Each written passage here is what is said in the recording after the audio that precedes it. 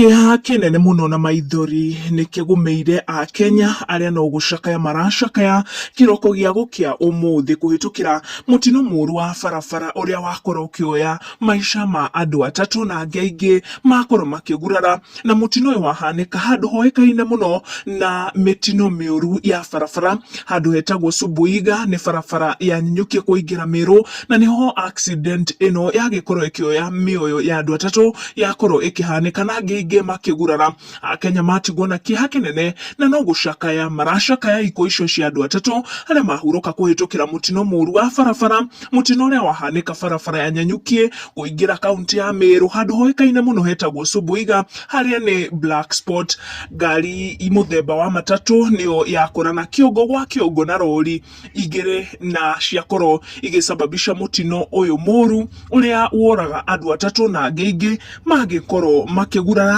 no ni magikorwo makihanyukio thibitari iria ciri hakuhi niguo makorwo makiamukira urigiti. Na Kenya guku social media thutha wa gugikorwo magikinyirwo ni ndeto ici ni matuma ndumiriri ciao cia pole na kuhona kwa naihenya kuri aria magikorwo makigurara uru kuhitukira mutino ucio uria wahusisha ngari ya matatu na rori igire. Ngari yo ya matatu yakorwo ikiringana kiongo gwa kiongo na rori ici igire.